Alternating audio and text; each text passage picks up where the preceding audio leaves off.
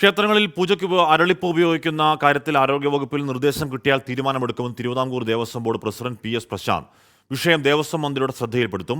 ആലപ്പുഴ ഹരിപ്പാട് അരളിപ്പൂ കഴിച്ച യുവതി കുഴഞ്ഞു വീണ് മരിച്ച പശ്ചാത്തലത്തിലാണ് ദേവസ്വം ബോർഡ് വിഷയം പരിഗണിച്ചത്.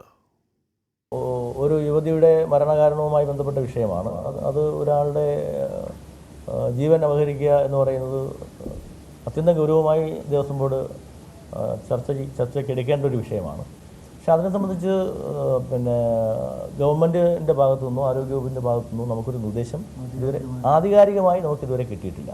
കിട്ടിയാൽ തീർച്ചയായും ദേവസ്വം ബോർഡ് ആ വിഷയത്തിൽ ഗൗരവമായി തീരുമാനമെടുക്കും. ഹരീഷ് ചേർന്നുണ്ട്. ഹരിയും ഈ അരളിപ്പൂ പ്രശ്നക്കാരനാണ്, അല്ലെങ്കിൽ അരളിയില അതിൻ്റെ കറ ഒക്കെ പ്രശ്നക്കാരനാണെന്ന് കേട്ട് ഉണ്ടെങ്കിലും ഇത് ഒരാളുടെ ജീവൻ എടുക്കാനും മാത്രം, അത്ര ക്ഷണത്തിൽ ഒരാളുടെ ജീവൻ എടുക്കാനും മാത്രം അപകടകാരിയാണ് എന്ന കാര്യം പലർക്കും പുതിയ അറിവാണ്. അപ്പോൾ അതിൽ കുറച്ചുകൂടി വ്യക്തത വരേണ്ടതുണ്ടോ? അപ്പോൾ ക്ഷേത്രങ്ങളിലെ അരളിപ്പൂ ഉപയോഗവുമായി ബന്ധപ്പെട്ട് ഏതുതരം ആലോചനയാണ് ദേവസ്വം ബോർഡ് നടത്തുന്നത്? ഹരി.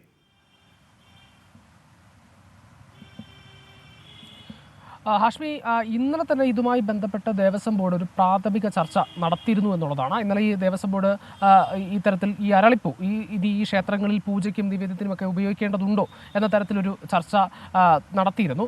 അതുമായി ബന്ധപ്പെട്ടാണ് ഇന്നും മറ്റ് ശബരിമല അവലോകന യോഗമൊക്കെ ചേർന്ന സാഹചര്യത്തിൽ കൂടിയാണ് ഇത്തരത്തിൽ വീണ്ടും ഇതൊരു ചർച്ചയായി വന്നത്. അവിടെയാണ് ഇത്തരത്തിലൊരു തീരുമാനമെടുക്കുന്നത്. അതായത് ഈ അരളിപ്പൂ കഴിച്ച് ഹരിപ്പാട് സ്വദേശിനിയായിട്ടുള്ള യുവതി മരണമടഞ്ഞു. അത് പക്ഷേ അതിനൊരു പോസ്റ്റ്മോർട്ടം റിപ്പോർട്ടിൽ വിഷാംശം ഉള്ളിച്ചെന്നാണ് ഈ യുവതി മരിച്ചതെന്നുണ്ട്. പക്ഷേ ഇത് ഈ അരളിപ്പൂവാണോ ഇതിന് കാരണമെന്നതിൽ വ്യക്തതയില്ല. അത് വ്യക്തത വരണം എന്നുണ്ടെങ്കിൽ അതിൻ്റെ രാസപരിശോധനാ ഫലം പുറത്തു വരണം. 3 ദിവസത്തിന് ശേഷമായിരിക്കും അത് ലഭിക്കുക. അതിനുശേഷം, അതായത് ഈ ആരോഗ്യ വകുപ്പിൽ നിന്നുകൂടി ഒരു ആധികാരികമായ ഒരു റിപ്പോർട്ട് വന്നതിന് ശേഷമായിരിക്കും ദേവസ്വം ബോർഡ് ഇത്തരത്തിലൊരു തീരുമാനമെടുക്കുക.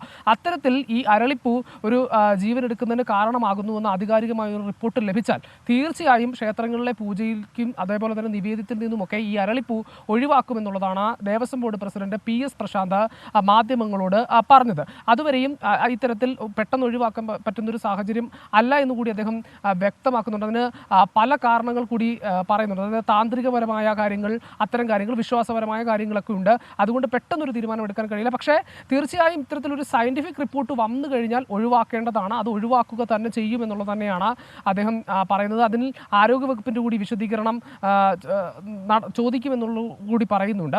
മാത്രമല്ല ഈ സംഭവം ദേവസ്വം മന്ത്രിയുടെ ശ്രദ്ധയിൽപ്പെടുത്തും എന്നുകൂടി പറയുന്നുണ്ട്. കാരണം ഇത്തരത്തിലൊരു സംഭവം ഉണ്ടായതിനു ശേഷം അത്യന്തം ഗൗരവകരമായാണ് ദേവസ്വം ബോർഡ് അതിനെ കാണുന്നത്. അത്തരത്തിൽ മാത്രവുമല്ല ഈ ക്ഷേത്രം ജീവനക്കാരും ഈ ഭക്തരും ഒക്കെ തന്നെ ഈ അരളിപ്പൂ സംബന്ധിച്ച് ഈ പ്രചരണം വന്നതിന് ശേഷം, ഈ മരണത്തിന് ശേഷം ഇത്തരത്തിൽ ഈ ആശങ്ക ദേവസ്വം ബോർഡിനെ അറിയിക്കുകയും ചെയ്തു. ആ ഒരു പശ്ചാത്തലത്തിൽ കൂടി ഇത്തരത്തിൽ ഈ അരളിപ്പൂവ് ക്ഷേത്രങ്ങളിൽ നിന്ന് പൂജയ്ക്കും നിവേദ്യത്തിനും ഒക്കെ ഒഴിവാക്കുന്നതിനുള്ളൊരു സാധ്യത കൂടി ദേവസ്വം ബോർഡ് പരിഗണിക്കുന്നുണ്ട്. പക്ഷേ തൽക്കാലം അത് ഉപേക്ഷിച്ചു എന്നൊരു തീരുമാനം ദേവസ്വം ബോർഡ് പറയുന്നില്ല. പക്ഷേ ആധികാരികമായ റിപ്പോർട്ട് വന്നതിന് ശേഷം ഇത് ഒഴിവാക്കാൻ തന്നെയായിരിക്കും ദേവസ്വം ബോർഡിൻ്റെ തീരുമാനമെന്നുള്ളതാണ് ഇപ്പോൾ അറിയിക്കുന്നത്. ഹരീഷാണ് വിവരങ്ങൾ നൽകിയത്. അരളിപ്പൂ ഒരാളുടെ ജീവൻ എടുക്കാനും മാത്രം വിഷാംശമുള്ളപ്പോൾ പോസ്റ്റ്മോർട്ടം റിപ്പോർട്ടിൽ വിഷാംശം എന്ന് പറയുന്നുണ്ടെങ്കിൽ കൂടിയും അത് എന്തുതരം വിഷം എന്നുള്ളത് ഈ ആന്തരികാവയവങ്ങളുടെ കെമിക്കൽ ലാബ് പരിശോധനയിൽ മാത്രമേ അത് വ്യക്തമാവുകയുള്ളൂ. അത് വ്യക്തമാവട്ടെ. എന്തായാലും അതിൽ കുറച്ചുകൂടി ഒരു ക്ലാരിറ്റി